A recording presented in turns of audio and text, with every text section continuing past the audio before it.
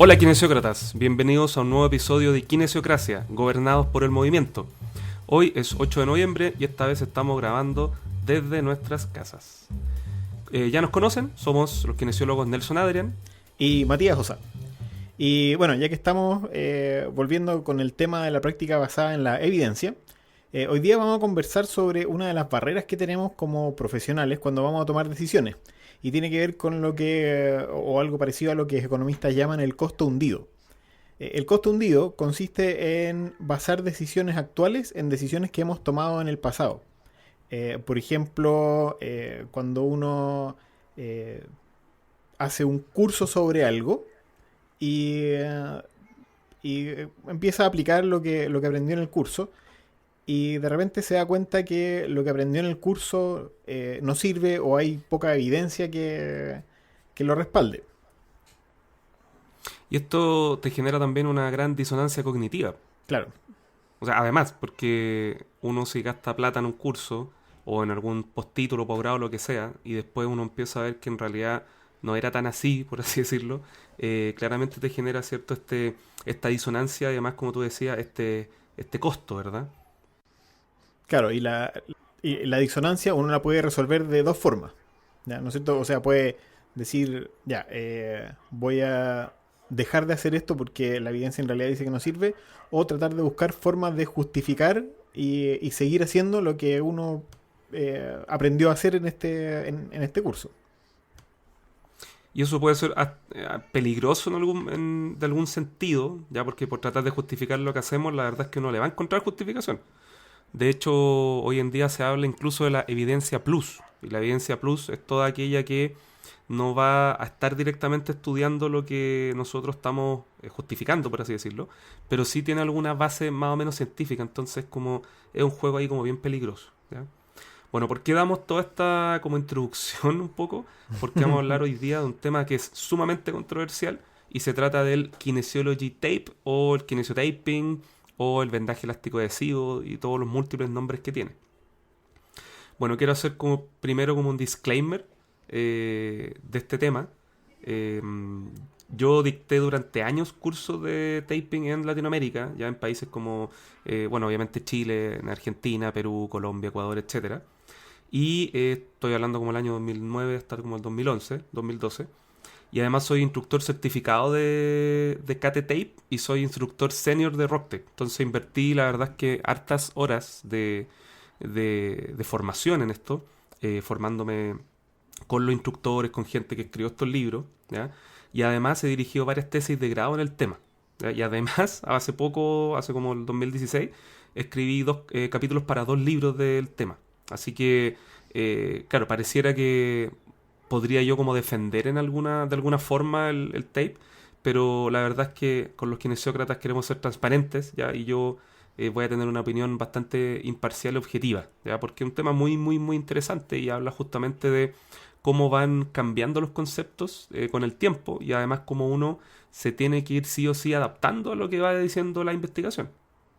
Y cómo vamos también convirtiendo toda esta base retórica como la del kinesiotape en una base teórica y una base ya empírica sobre estudios o ensayos clínicos. Porque podríamos partir, yo creo, diciendo cómo empezó esto del K-tape. Ya, pues no hay problema. Mira, esto podríamos como hacer un pequeño resumen de la historia. Ujú.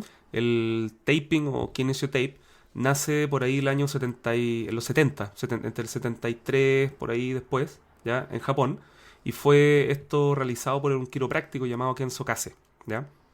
Eh, y ahí parte un poco el problema, ¿ya? Primero porque es quiropráctico, ¿ya? En el sentido que la Claro. quiropraxia tiene otra forma de ver las cosas, tiene una filosofía que no tiene que ver con la de la medicina o kinesiología que nosotros vemos. Por lo tanto, los efectos tenían mucho que ver con otra cosa, ¿ya? Y eran principalmente, digamos, eh, tenía que ver con efectos más sobre la inteligencia innata y efectos sobre músculo y como te digo, tiene que ver con una base que es un tanto cuestionable debido a la filosofía propia que tiene la quiropraxia, ¿ya? ¿Qué es lo que planteaba Case en un inicio? Claro, él decía que el vendaje que se usaba, porque se había usado vendaje adhesivo sobre la piel para ciertas patologías o en ciertas condiciones, él decía que ese vendaje rígido era demasiado restrictivo y, en sus palabras, como que inhibía el movimiento de fluidos inflamatorios bajo la piel. Y desde ahí dijo que este nuevo sistema de un vendaje más flexible, elástico, podría tener beneficios sobre la mecánica y sobre la evolución de las lesiones. Él empezó a desarrollar esto y desde el 83 se empezó a usar en Tokio así de manera más comercial, con mayor difusión. Incluso ya empezó a llegar al deporte más especializado. La selección japonesa de voleibol lo estaba usando en 1989. Ya eso mucho antes de lo que nosotros acá en Occidente lo empezamos a conocer. La técnica inicialmente había estado pensado como un sustento para el músculo. Así como funcionar quizá como una ayuda externa para el músculo. Y eso se supone que podría influenciar la actividad del músculo, mejorando su tono o sus patrones de activación. Y de ahí, observaciones que hizo o lo llevaron a desarrollar otras técnicas de vendaje o específicas para el dolor, para el drenaje, para favorecer la movilización y otras más. De ahí incluso en el año 2001, Medicare, el sistema de seguro médico en Estados Unidos, lo codificó para reembolso como prestación en salud. O sea, había como un cuerpo de conocimiento más o menos armado que llevó a esta institución a considerarlo como una prestación más en salud. Claro, y resulta que en este caso el cuerpo como de evidencia que existía era la bibliografía original escrita por el mismo Kenzo Kase, Uh-huh. y que en realidad si uno la revisa no tiene absolutamente ninguna bibliografía, o sea, son solamente notas de lo que él veía y observaba, ¿ya? Pero bueno, tuvieron que pasar más de 20 años para que esta técnica llegara a Europa y a Estados Unidos, principalmente de mano de los atletas, ¿ya? Muchos equipos olímpicos y también algunos equipos de fútbol, sobre todo en Europa, empezaron a utilizar esta técnica porque algunos kinesiólogos y médicos de los equipos deportivos se empezaron a formar en Japón. Y ahí como que la sacaron, ¿ya? Y además tardaron como 10 años más en comenzar a aparecer, por ejemplo, en Chile y Latinoamérica. ¿Ya? Por ejemplo, la primera vez que se empezó a hablar acá en Latinoamérica fue más o menos alrededor del año 2008, ¿ya? Y tuvo una gran explosión hasta más o menos el 2013. Eso coincide más o menos entre los Juegos Olímpicos de Beijing y de Londres. Ahí hubo mucha exposición de deportistas, principalmente de beach volley, que ocupaban este vendaje y empezó a llamar la atención los deportistas que jugaban o practicaban su deporte con estas cintas de colores pegadas principalmente en el hombro o en el abdomen o en la columna o en el dorso. De hecho, Kerry Welch fue una medallista olímpica estadounidense que ocupaba en el hombro el tape, y ella había sido descartada en un inicio para participar, pero con el taping, el tratamiento del kinesiólogo del equipo, logró estar presente en la competencia. Entonces ella misma decía que era casi como milagroso el vendaje, ¿ya? Bueno, hoy en día esta técnica ya se enseña en múltiples programas de postítulo, en programas de posgrado e incluso en pregrado. O sea, yo personalmente en la universidad donde hago clases enseño esto ya a alumnos de cuarto año, porque de cierta forma ya se reconoce que está dentro de nuestra como caja de herramientas, ¿ya? Y además, acá en Chile lo hemos visto en diferentes programas de televisión, deportistas, ¿verdad? Principalmente en equipos de fútbol, o sea, hasta la selección chilena, los mundiales lo hemos visto. Y en los reality. Sí, A mí me con tocó, Joche. sí, pues a mí me tocó trabajar en un reality como kinesiólogo y veía al Joche que llegaba justamente solamente a que le pusieran las cintas de colores. O sea, eso fue culpa tuya entonces. No, porque yo no le ponía el kinesiotaping. Ah, ya, bien. Bueno, entonces la masividad que ha tenido la técnica, que por un lado no está mal, ¿ya? Hay algunos colegas de otros países que han dicho que lo bueno del taping es que le ha dado como una cierta importancia o relevancia al kinesiólogo dentro de lo que es el deporte, ¿ya? Porque había muchos equipos de fútbol, por ejemplo, que solicitaban que los kinesiólogos tuvieran formación en tape. Pero de todas maneras, la masividad que ha tenido entonces no está exenta a polémica. Y además, sobre todo relacionada con estos efectos que parecieran ser casi mágicos del taping. O sea, si uno se pone a revisar en algo tan simple como en Google o en YouTube, uno puede encontrar videos así de que te quitan mágicamente el dolor, te genera una movilización articular, o montones de efectos que la verdad es que cuando lo comparamos con la evidencia ya empezamos a entrar en un ambiente más o menos complejo, como una arena movediza un poquito compleja de atravesar. Tipo, entonces vamos viendo qué es lo que sabemos al respecto sobre los efectos de este vendaje.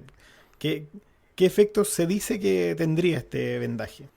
Mira, en un inicio, Kenzo Kase lo utilizó más relacionado con el tema del músculo. Por lo tanto, si tú revisas la bibliografía, los primeros libros de Kenzo Kase, que hasta el día de hoy se comercian, más de la mitad del libro está dedicada al músculo. Por lo tanto, los primeros efectos son supuestamente de aumentar el tono o inhibir el tono muscular. ¿Ya? Si uno lo ve desde el punto de vista teórico, suena como una súper buena idea, porque sería un muy buen tratamiento para una contractura muscular, un espasmo, podría ser aplicado, por ejemplo, a pacientes neurológicos y tendría una gran gama de aplicaciones. Y de hecho, por ahí yo creo que la mayoría de nosotros picamos en un inicio porque parecía como una gran herramienta. ¿Ya? Y ese fue el primero, pero después con el tiempo fueron saliendo algunas de drenaje linfático y algunas ya un poquito más cuestionables que tenían que ver con controlar el proceso inflamatorio, con generar como cambio en la electroquinemática, generar también algún tipo de efecto a nivel, digamos, de vaso sanguíneo, ya como que podía interferir también en el flujo sanguíneo. Entonces, todos estos tipos de efectos posibles que tenía el taping hacían que fuera casi una herramienta así como la navaja suiza de los tratamientos kinésicos, porque hacía de todo. Y en realidad, ¿qué es lo que nos dice ahora la evidencia sobre qué es lo que sirve, o para qué sirve y para qué no sirve? Bueno, hoy en día la verdad es que la evidencia en los últimos, yo te diría, 4 años ha sido bastante como potente al mostrar que sobre todo estos efectos famosos musculares son los que no se generan. O sea, estudios con electromiografía, estudios con, digamos, hasta con resonancia magnética funcional y distintas formas han mostrado que la verdad es que a nivel muscular no genera ningún cambio de tono. Ya. ¿Ya? No, por lo tanto, no influye en las llamadas características paramétricas musculares. O sea, el taping o algo, imagínense, un pedazo de tela pegado en la piel, claramente no te va a generar cambios de fuerza, resistencia, potencia, velocidad, etcétera. Y eso se ha estudiado, o sea, se ha estudiado en atletas, en personas comunes y corrientes, y se ha visto que no genera absolutamente ningún cambio, y da lo mismo si tú la forma en cómo pegue el taping, no va a generar algún tipo de adaptación a nivel muscular directo. Ya, a ver, cuando dices la forma en la que pegas el taping, para la gente que no maneja mucho la técnica, ¿podrías más o menos explicar de qué se trata eso? Sí, mira, la técnica que inventó Kase decía que habían dos formas de aplicar el vendaje. Una tenía que ver cuando iba de origen a inserción del músculo, siguiendo, digamos, la anatomía propia, o de inserción a origen. ¿Ya? Cuando iba de origen a inserción, se supone que tú generabas una activación muscular. Ya como que se le daba una información al músculo para que promoviera el acortamiento y por lo tanto mayor activación. Y cuando se ponía al revés, o sea, desde la zona distal hacia proximal, se supone que se generaba el efecto contrario, como que inhibía el tono porque como que supuestamente generaba un efecto más de elongación, por así decirlo, como de reposo muscular. Ya, Entonces esa era la teoría, digamos, inicial. ya, eso significa que yo pego primero un extremo de la venda, de la cinta, no sé, en la inserción del músculo, estiro la cinta, la pego sobre la piel y después pego el extremo que va sobre la inserción. Eso sería aplicarlo de distal a proximal, ¿cierto? Claro. Ya. Entonces se supone que todas estas técnicas eran seguir la anatomía propia. Entonces, por ejemplo, los cursos o los libros también está separado por segmentos. Hombro, no sé, extremidad inferior, tobillo. Y el problema era cuando se entraba ya en musculatura profunda. Porque tú igual lo podías entender, o sea, del punto de vista, estoy hablando netamente teórico, cuando uno le contaban esto y uno decía, ah, ok, o sea, lo podría aplicar en el bíceps braquial, en el tríceps braquial, en el trapecio, pero igual de repente habían aplicaciones que eran, por ejemplo, para la musculatura, no sé, para los rotadores de cadera profundos, ¿ya? ¿Cómo yo lo aplico para el cuadrado femoral, por ejemplo? Ya, sospechoso. Ahí está como raro, ya cómo yo llego a los multífidos, ya es como solamente por un tema de capas de tejido ya es imposible. Claro, cómo llegar hasta esa profundidad sin afectar a los músculos superficiales que pueden en parte tener direcciones similares, porque en el fondo estás aplicando el vendaje en la dirección que tiene el músculo. Ahora, tampoco tiene mucho, no le veo mucho sentido, así intuitivamente, a esta teoría o hipótesis o la retórica que plantea diciendo que si yo pongo tensión sobre la piel y la tensión empiezo a ponerla desde proximal o empiezo a ponerla desde distal, vaya a tener algún efecto sobre el músculo, ¿no? Eh, No sé, siendo un poquito más escéptico, no me convence ni en lo más mínimo esa forma de plantearlo. Claro, mira, lo que pasa es que a nosotros cuando nos preguntaban, o nosotros mismos preguntábamos en los cursos de formación, no había respuesta para eso. O sea, era una cuestión netamente mecánica que tú llevabas como, por así decirlo, como a imitar la posición de acortamiento del músculo y eso supuestamente generaba mayor activación. Entonces ya era, como te digo, una teoría súper extraña, pero al final Sí, uno, ¿por qué se la terminaba comprando? Porque uno veía un efecto en el paciente. Eso era lo interesante. O sea, independiente que tú compraras o no mucho la teoría que había detrás, de todas maneras uno veía, por ejemplo, que el paciente movía mejor o se le quitaba el dolor. Entonces al final uno decía, bueno, estamos hablando del año 2000, no sé, 2009, cuando la verdad es que no había ujú. muchos papers. Entonces uno decía, ok, esta cuestión entonces algo debe generar a nivel del cuerpo. No. Eh, y entonces tenemos una, una aplicación que es bien polémica, porque estamos generando cursos, se está enseñando en pregrado, se está enseñando en posgrado, pero tenemos, yo diría que poca evidencia actualmente, poca evidencia eh, que en realidad apoye la técnica, porque yo estuve haciendo también una revisión al respecto, a ver qué es lo que dice la evidencia actual. Ya, o sea, qué es lo que dicen revisiones sistemáticas sobre esto. Ujú, Y ujú. en general lo que encontré, o los comentarios que hacían en sus revisiones los autores, era que eh, aunque habían algunos estudios que favorecían al K-tape en los resultados, en el outcome que puede ser dolor o la funcionalidad medio en distintas escalas, eh, los estudios que apoyaban al K-tape en general eran de menor calidad metodológica. Cuando se filtra la información, si tú quieres hacer un metaanálisis, y en ese metaanálisis incluye a los estudios de mayor como calidad metodológica, es re poca la diferencia que hay entre el K-tape y no sé, el CHAM o el placebo.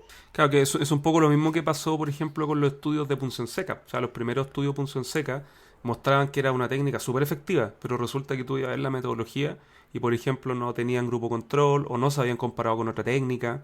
Entonces, al final era solo un outcome como vacío, por así decirlo. Y con el taping era lo mismo. O sea, tomaban gente, no sé, con dolor de hombro, le ponían taping y observaban qué pasaba y se dan cuenta que a los días bajaba el dolor. Pero eso es un diseño metodológico así súper pobre. Y eso era lo que había en ese momento. Entonces, claro, como tú dices, las revisiones sistemáticas que hoy día contamos con más de 10, o sea, la primera revisión sistemática fue como el 2013 y han ido saliendo montones.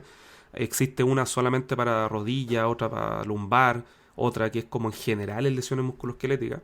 Y todas han mostrado más o menos lo mismo, o sea que si bien te puede ayudar un poco, no es suficiente, o en algunos casos no es mejor que otras técnicas, o solamente te puede generar así como una ayuda transitoria.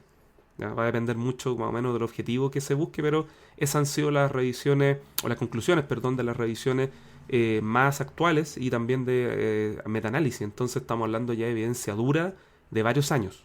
Sí, sí, podemos ir viendo más o menos qué dicen estas revisiones. Yo encontré, por ejemplo, Vamos, dale. una publicada este año en Physiotherapy, de los autores Ramírez Vélez, Ormazábal trabaja acá en la USACH. O sea, Ujú. tenemos algunos chilenos acá incluso participando de estas revisiones sistemáticas. ¿Qué, Buenísimo. ¿Qué es lo que dice? Esta buscaba efectos de kinesiotaping contra CHAM, o taping de mentira, digamos, en condiciones musculoesqueléticas varias, de por lo menos una semana de tratamiento. Y como conclusión, hay evidencia de baja calidad, no concluyente, del efecto benéfico del kinesiotaping, patologías de hombro, en el dolor lumbar y artrosis de rodilla. O sea, en su revisión buscaban como dolor en estas tres lesiones, ya que una revisión bien grande al respecto. Toma en cuenta 6 ensayos clínicos para el metaanálisis en su revisión y no encontró entre esos una diferencia significativa en los datos más agrupados. Otras revisiones ya como específicas por tema, una revisión del 2018 que buscaba los efectos en el dolor lumbar, comparando el taping y sham taping, encontró que no había diferencias en el dolor, pero sí en la función según la escala de Oswestry. Ya, la escala de Oswestry mide como un porcentaje. Entonces tiene una escala que va de 0 a 100 sobre la funcionalidad o la calidad de vida de una persona con dolor lumbar. Dice que no había diferencia para el dolor, pero sí para la funcionalidad, y encontró una diferencia estadísticamente significativa en la funcionalidad. Pero esa diferencia estadísticamente significativa era de 4 puntos en la escala. Y según Schwind y otros del 2013, la diferencia mínima clínica son al menos 5 puntos. O sea, para decir que un paciente ha mejorado en su funcionalidad ocupando esta escala, debería haber mejorado en al menos 5 puntos. Por lo tanto, aunque la diferencia puede ser estadísticamente significativa, no es clínicamente relevante. Claro, y eso también tiene que ver con otros estudios que han salido, por ejemplo, en el 2017. No recuerdo ahora el autor, no lo tengo escrito acá a mano, pero sí mostraban que habían efectos, pero quizás no eran efectos más grandes que no hacer nada. ¿Ya? O sea, cuando se compara como con la historia natural, se veía que el efecto era muy similar. Entonces, claro, es muy probable y tiene que ver con esto que tú comentas, que puede ser estadísticamente significativo, pero no clínicamente significativo. O sea, tiene total correlación. Otra revisión de Logan y colegas en los efectos que tiene para el dolor patelofemoral, que buscó varios tipos de taping para el dolor patelofemoral, encontró, ya que estamos hablando de solo kinesiotaping, que el kinesiotaping servía, pero si se acompañaba de ejercicio. Ya, o sea, el kinesiotaping solo no tenía efecto en el dolor, pero al acompañar de ejercicio era un poco mejor que el ejercicio solo. O sea, ahí ya estamos hablando de que puede servir en este caso si la técnica es bien aplicada. Un estudio del 2014 en dolor subacromial, que fue hecho por un equipo turco, ¿ya? Mostraba que el taping era mejor que las inyecciones con corticoides. ¿Ya? ¿Ya? Era bien interesante la comparación, porque también otros estudios han mostrado que en el dolor subacromial la verdad es que los resultados son no concluyentes. Entonces, si uno analiza la evidencia en general, los montones yo diría ya cientos de documentos que existen ahora, dejan esa como apertura, porque es como, pareciera que funcionan algunas cosas, en otras no, pareciera que sí pudiese servir como coadyuvante, pero parece que no. Entonces todavía yo creo que no existe gran evidencia de buena calidad para permitir, ¿cierto?, hacer un estudio que nos dé pistas reales, ya que como tú dices, ¿cierto?, hay baja calidad en los estudios. Sí. Y ojo que esto solamente hablando del tema del dolor, ya ni siquiera hemos comentado todavía los otros efectos que supuestamente el taping tiene. Y de hecho, ¿cuál sería la teoría detrás del dolor? Tiene que ver netamente con el tema descompresivo. Ya se supone que al descomprimir la zona generaría como un barrido de sustancias, detritus, o sea, sería como una teoría netamente mecánica de por qué deja doler. Y si nosotros lo asociamos a los conceptos actuales en ciencias del dolor, o sea, entendemos que el dolor tiene montones de factores importantes como los contextuales y otros factores que tienen que ver con el entorno, con la condición y un montón de factores, no necesariamente los que tienen que ver con que yo descomprima algo, porque si fuera simplemente por descomprimir, entonces hasta con un sopapo podríamos nosotros generar una disminución de dolor lumbar o subacromial o lo que sea. Bueno, algún día también vamos a hablar de las ventosas entonces. Por supuesto, eso se viene pronto. Ya, pero ¿para qué sabemos que sirve? Parece que en términos de drenaje, cuando hablamos de efectos mecánicos, ahí sí hay algo de evidencia al respecto, ¿no es cierto? Sí, ahí hay bastante. De hecho, la mayoría de estudios se han hecho, por ejemplo, con mujeres que han sufrido cáncer mamario Ujú. y han sido sometidas a cirugía de mastectomía. Y se ha visto que la no presencia de ahí de los ganglios linfáticos se puede ver apoyada por el uso del vendaje elástico con una aplicación especial que es conocida como el pulpito, ¿verdad? Porque Ujú. se corta de una forma específica que tiene varias tiras. Porque claro, la teoría era que como que activaba los ganglios linfáticos y toda una teoría un poquito más como holística, pero se ha visto que mecánicamente, por lo menos el hecho de descomprimir la zona, sí genera un efecto de drenaje volumétricamente similar al que se hace con las manos. ¿Ya? Hay estudios que se han comparado con las técnicas de Godoy Godoy. Hay una autora bien conocida en Brasil que es la doctora Patricia Froes, ¿ya?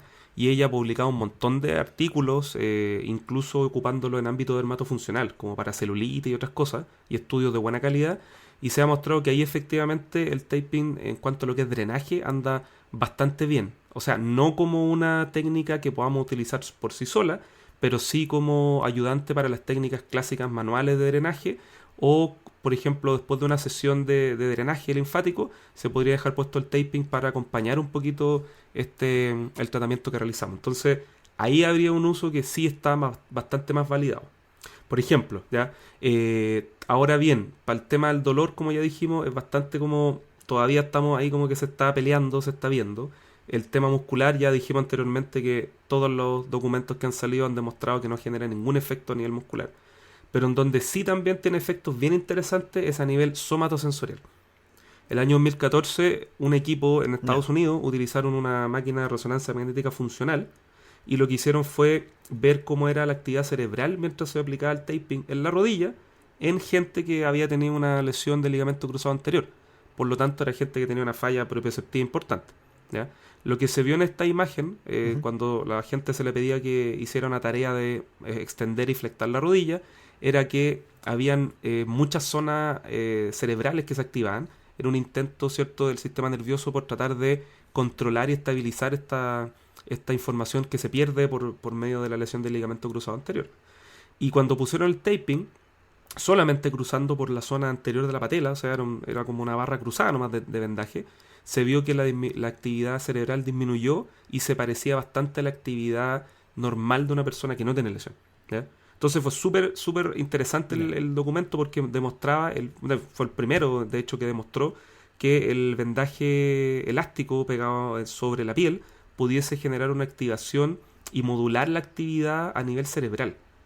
¿Ya? Entonces ahí tenemos un uso que se ha ido extendiendo hoy en día, que se ha estudiado mucho más, que tiene que ver justamente con la estimulación de mecanorreceptores de la piel, y por lo tanto eso te podría generar cambios en la conciencia kinestésica, te podría generar soporte exteroceptivo en el caso de que haya daño de propiocepción y un montón de otras aplicaciones que se ha visto también en pacientes neurológicos, por ejemplo, en cómo en más que hacer un efecto al músculo, que ya sabemos que no está, sí se estaría dando constantemente un feedback sensorial a nivel de la piel. ¿Ya? Y es ahí donde por lo menos el taping se ha defendido bastante mejor y tiene estudios de mejor calidad y también hartas aplicaciones, por ejemplo, en paresia. También se ha visto algunas aplicaciones en parálisis braquial obstétrica, algunas aplicaciones deportivas, por ejemplo, para modificar algunos patrones de movimiento, por ejemplo, en valgo dinámico de rodilla. Y es ahí pareciera que el taping pudiese aportar mucho más, o sea, con lo que tiene que ver con gestos de movimiento, patrones de movimiento, ¿ya? Porque el taping ahí pudiese ayudar desde el punto de vista más Ya, y para propioceptivo. eso importa el color del vendaje que se usa, ¿no? Buena pregunta. La verdad es que no. ¿Ya? Los japoneses inventaron cuatro colores básicos, eran dos fuertes y dos como más oscuros, por así decirlo. Los colores más fuertes, como el rojo, se ocupaba principalmente porque quería uno activar el metabolismo, y los colores ya negro o azul oscuro eran para disminuir el metabolismo. ¿Ya? Pero también hay estudios que se han hecho y se ha comprobado que el tema del color da lo mismo, tiene que ver con simplemente con la elección del paciente o lo que uno tenga a mano también. O sea, por ejemplo, yo tengo algunos que son como radioactivos, así como con símbolos medio raros de tigre. Y si a la gente le gusta, que bueno, pero da lo mismo, la verdad. No tiene absolutamente ninguna utilidad. Al igual que la dirección que ocupa el taping que dijimos anteriormente, el tema del color también no tiene absolutamente ninguna trascendencia. Y bueno, por último entonces, ¿qué podríamos decir sobre las proyecciones futuras del vendaje elástico adhesivo o del kinesiotaping?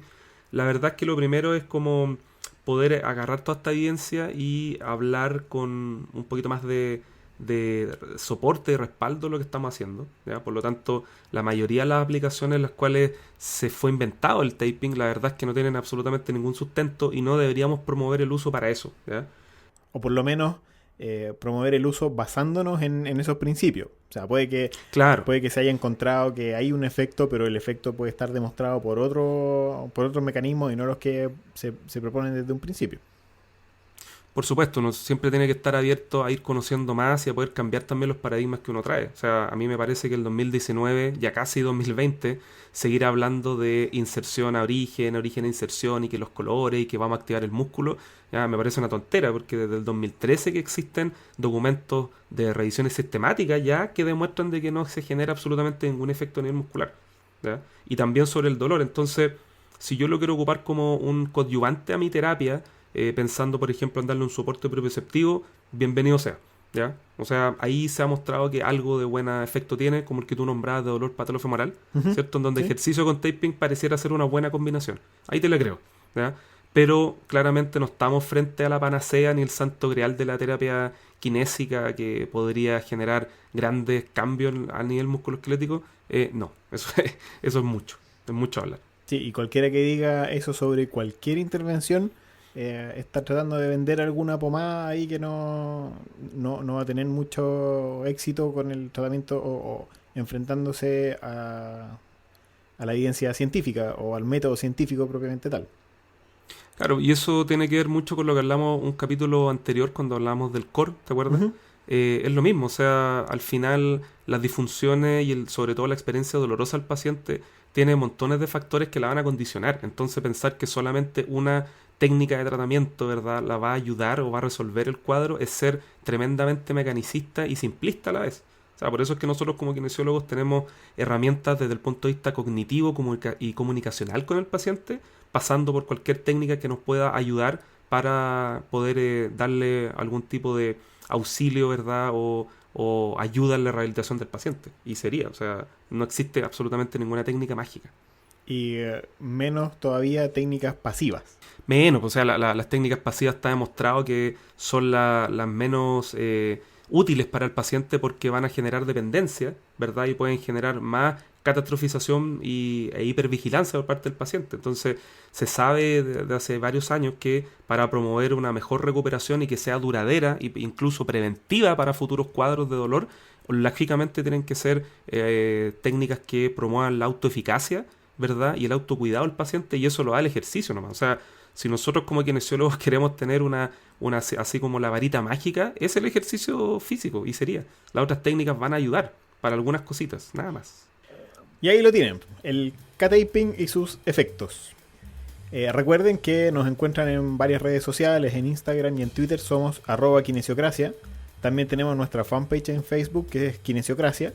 Tenemos un correo que es kinesiocraciapodcast@gmail.com y ahí estamos atentos a los comentarios, preguntas y sugerencias.